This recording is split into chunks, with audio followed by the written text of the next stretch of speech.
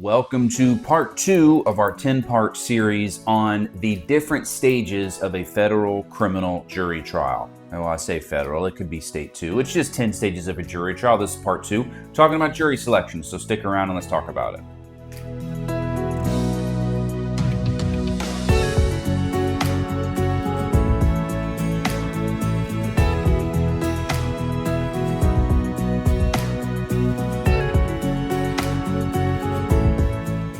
Happy Friday, everybody. Hope you're having a great week and gearing up another great weekend. We are on video number 2 of our 10-part series. This week, we're talking about jury selection. Now, couple housekeeping items before I get started. First is, I think I'm going to start releasing these videos more frequently than once a week. Since there is 10 parts, I figure why stretch this out over 10 weeks? So starting next week, I'll probably be releasing 2 or 3 videos at a time. So just keep a lookout for that. If you always want to know when the next video is out, not only do you need to hit that subscribe button right below me, but there's a little bell icon. Hit that bell icon too for notifications to be turned on. And then notifications get sent to you anytime I post a new video. And you can see what we're talking about, not only during this series, but then every series that I do moving forward. The other thing is every Sunday night at 7:45, I do a live stream where I talk about this. I talk about different things that we want to celebrate that week, what your achievement was this week, what hurdle you have coming up next week. It's a really cool place for all of us to just hang out and talk about the law, life, or anything like that. I'd love for you to join me, 7:45 p.m. It's over on Twitch is where I primarily stream. However, I have been posting it live on a bunch of different platforms. So here on YouTube, on our Twitter channel, on Facebook Live, you name it. If you go to one of our socials, you'll probably be able to find it. But the Twitch link is in the video description below. So please meet me over there Sunday night at 7:45 and let's chat in real time. Okay, so let's talk about jury selection. Jury selection is something I've done other videos on because it's an incredibly interesting part of the trial process. Again, it's one of these parts that isn't really discussed much in the media. It's not very popular to show in movies or in TV shows that deal with criminal cases or criminal trial. It's something that is relatively overlooked, and so most people don't know much about it.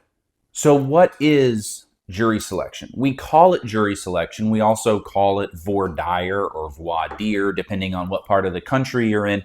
But it's the process of selecting the jury that will preside over a criminal case. Now, the interesting thing about jury selection is, at least how it works in the federal system and down here in Texas, we call it jury selection, but it's really more jury deselection, right? And so here's what that means.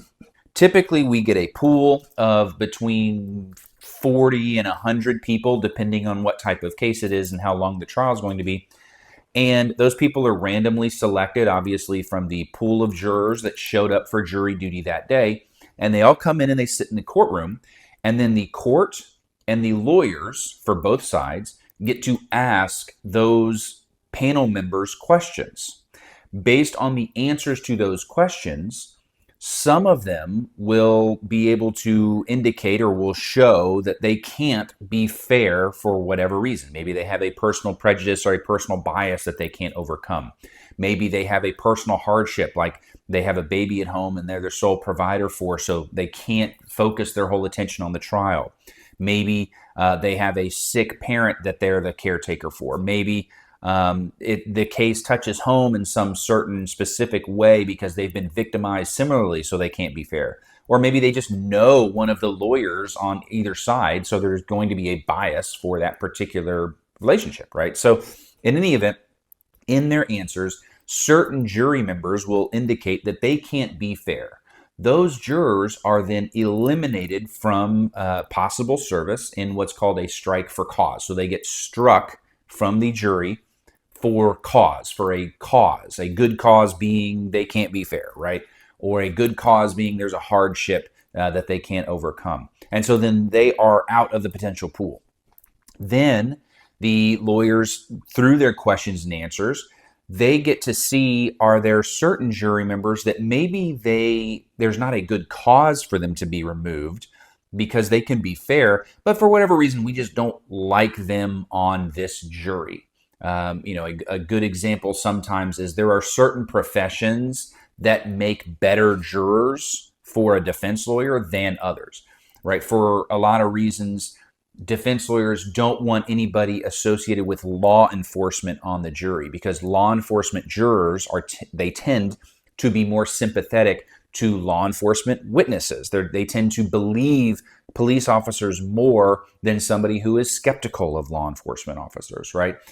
Secret of mine is I love engineers on my jury because engineers, just the way their brain works typically, and this is just all broad generalizations, they have to have things line up first A, then B, then C, then D. They're very linear and formulaic thinkers, which is great for a defense lawyer because then if I can break one link in the causal chain between crime and defendant, then an engineer is going to be much more easily persuaded that the government hasn't proven their case than somebody who just goes with kind of an overall gut feel, I feel like this person is guilty, right? So while we're asking these questions, we try to find people like that.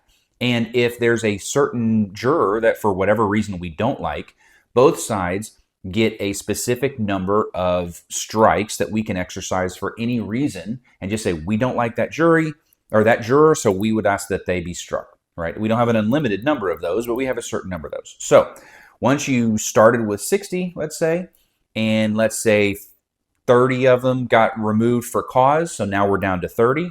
And then the government, they get 6 strikes, so then now you're down to 24. I get 10 strikes, now we're down to 14. The first 12, that's my jury, right? Starting at number 1 up through number 12, that's my jury, the first 12. And so the last 2 of those 14, well, they lucked out because they just happened to be late enough in line to where they didn't get picked.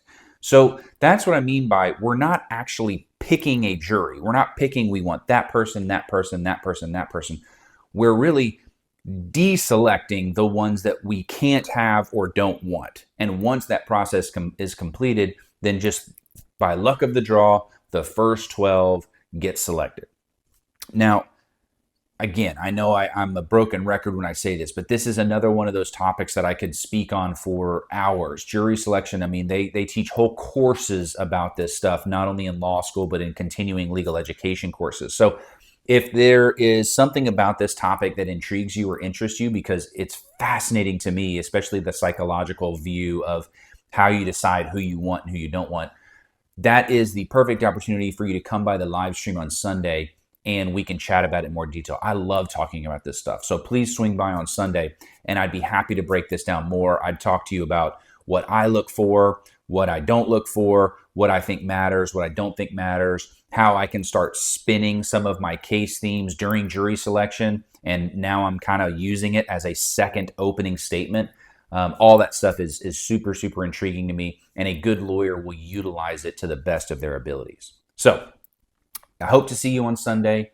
But if I don't, then I look forward to seeing you next week. Like I said, look for a couple different video drops over the course of the week. And until I see you then, I hope everybody has a fantastic weekend, a great week next week, and I want you all to be good and stay on the right side of the bars.